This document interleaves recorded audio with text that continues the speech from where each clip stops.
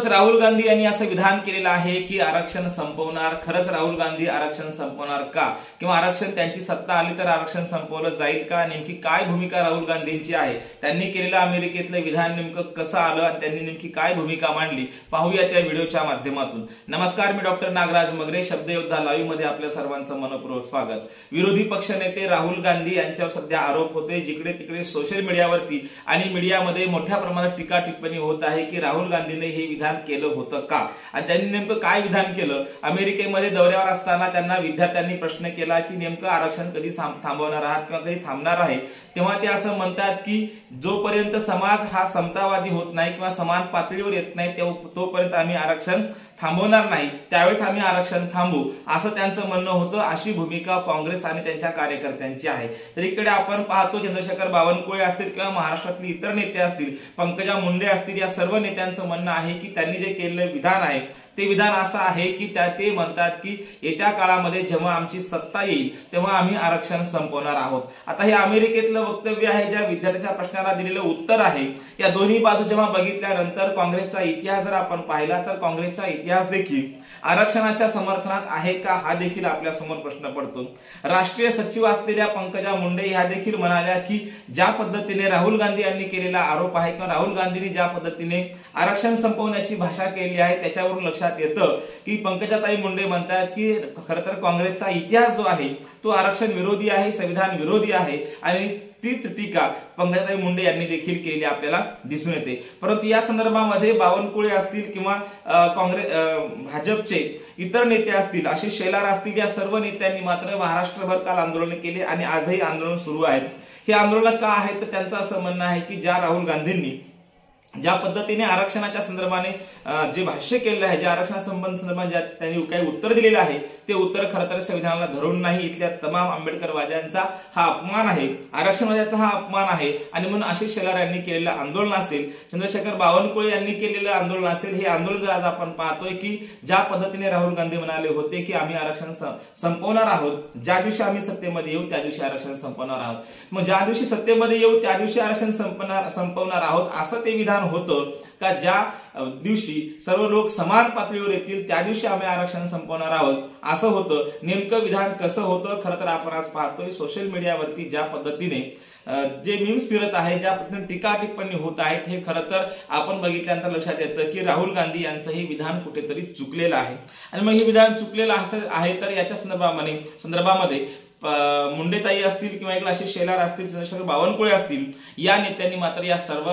याच्यावरती, या विधानावरती आंदोलन देखील केलेले आहेत। काळ्या फिती लावून अनेक ठिकाणी मोठ्या प्रमाणामध्ये आंदोलन होतात देखील आपण पाहत आहोत। खरं आरक्षण संपवणे ही काँग्रेसची सुप्त इच्छा आहे असं चंद्रशेखर बावनकुळे यांनी म्हटलेलं आहे। खरं तर भाजपचे प्रदेश अध्यक्ष असलेले आणि भाजपमध्ये मोठ्या प्रमाणात निर्णय प्रक्रियेमध्ये सहभागी असलेले चंद्रशेखर बावनकुळे असं म्हणतात की काँग्रेसची सुप्त इच्छा आहे, जे पोटामध्ये होतं ते ओठावर आलं, ती सुप्त इच्छा आहे की काँग्रेसला या देशातलं आरक्षण संपवायचं आहे। खरं तर आपण पाहतोय की लोकसभेला ज्या पद्धतीने चंद्रशेखर बावनकुळे मोठ्या प्रमाणात टीका करतात, मुंडेताई देखील टीका करतात, आशिष शेलार देखील टीका करतात, या तिन्ही नेत्यांचं म्हणणं आहे की ज्या पद्धतीने लोकसभेला जातनिहाय जनगणना असेल, आदिवासींच्या संदर्भाने दलित आदिवासीचे प्रश्न असतील किंवा संविधान बचावचं नरेटिव्ह असेल, ज्या पद्धतीने त्या काळामध्ये लोकसभेच्या निवडणुकीच्या काळात संविधानाच्या रक्षणाची भाषा काँग्रेस करत होती, आज मात्र तीच काँग्रेस म्हणत आहे की आम्हाला आरक्षण संपवायचं आहे, असा देखील आरोप चंद्रशेखर बावनकुळे करताना आपल्याला दिसून येतात। खरं तर जेव्हा आपण या सगळ्या गोष्टी बाजूला ठेवल्यानंतर काँग्रेसचा खरंच इतिहास काय आहे, काँग्रेस खरंच या आरक्षणाच्या विरोधामध्ये आहे का, ज्या काँग्रेसचे आदर्श महात्मा गांधी आहेत आणि पुणे करार हे जे समीकरण आहे हे आपल्या लक्षात येतं। डॉक्टर बाबासाहेब आंबेडकर आणि महात्मा गांधी या दोन मोठ्या नेत्यांमध्ये पुणे करार झाला आणि पुणे कराराच्या नंतर 1932च्या नंतर आपण पाहतोय खऱ्या अर्थानं आरक्षणाचा जन्म होतो। आणि मग अशा प्रसंगी इंग्रज काळामध्ये किंवा इंग्रजकालीन भारतामध्ये ज्या पद्धतीने पुणे करार घडला गेला आणि पुणे कराराच्या नंतर ज्या पद्धतीने आरक्षणाच्या बाजूने कोण होते आणि आरक्षणाच्या समर्थनात कोण होते आणि आरक्षणाच्या विरोधात कोण होते हे जगाला माहित आहे। एकूणच काय तर काँग्रेसची जी काही विचारधारा आहे, ज्या पद्धतीने काँग्रेस सांगत आहे की आम्ही लोकशाहीवादी आहोत, बावनकुळे साहेब असं म्हणतात की काँग्रेस फक्त नावाला सांगते की आम्ही संविधानवादी आहोत, आम्ही लोकशाहीवादी आहोत, परंतु ते लोकशाहीवादी नाही, त्यांची सुप्त इच्छा आहे की या देशातलं संविधान, या देशातलं आरक्षण त्यांना संपवायचं आहे, हा आरोप देखील बावनकुळे करतात. तर दुसरीकडे पंकजाताई मुंडे असं म्हणतात की काँग्रेस कायम म्हणते की आम्ही संविधानवादी आहोत, आम्ही लोकशाहीवादी आहोत, परंतु तेच खऱ्या अर्थाने लोकशाहीवादी नाहीत आणि ते संविधान विरोधी आहेत, असा देखील आरोप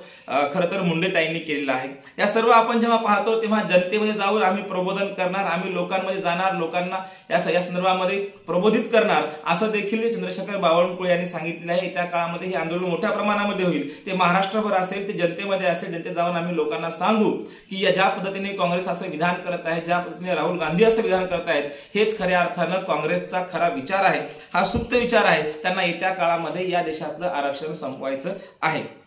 आता या संदर्भामध्ये अनेक चर्चा टिप्पणी झाल्या, परंतु डॉक्टर बाबासाहेब आंबेडकरांच्या स्मारकाला जाऊन जोपर्यंत राहुल गांधी माफी मागत नाहीत तोपर्यंत आमचं आंदोलन चालू असणार, असं देखील आशिष शेलार यांनी म्हटलेलं आहे. आणि मग आपण पाहतो की डॉक्टर बाबासाहेब आंबेडकरांच्या स्मारकाला भेट दिल्यानंतर, त्यांचं माफी मागितल्यानंतर आम्ही आंदोलन पाठीमागे घेणार असं शेलार साहेब म्हणत असतील, तर आज आपण पाहतोय की ज्या पद्धतीने काँग्रेसने किंवा एकूण त्यांच्या नेत्यांनी मात्र याच्यावर कुठलीही प्रतिक्रिया दिलेली नाही. नेमकं हे विधान कसं होतं या संदर्भामध्ये ना उद्धव बाळासाहेब ठाकरे बोलायला तयार आहेत, ना शरद पवार साहेब बोलायला तयार आहेत. खरं तर महाविकास आघाडीमध्ये या मोठ्या नेत्यांनी बोलायला पाहिजे होतं, अशी देखील टीका बावनकुळे साहेबही करतात आणि शेलार साहेब देखील म्हणतात की उद्धव ठाकरे आणि शरद पवार साहेबांनी या संदर्भामध्ये टीका टिप्पणी काही केलेली नाही, त्यांनी कुठलीही प्रतिक्रिया दिली नाही. याचा अर्थ राहुल गांधी यांच्या या विधानाशी ते सहमत आहेत का, ते खरं तर आरक्षण संपवण्यासाठी सर्व तयारी चालली आहे का, हे देखील जनतेने लक्षात घ्यावं असं देखील म्हणता येतं. म्हणजे आशिष शेलारांचा जो आरोप आहे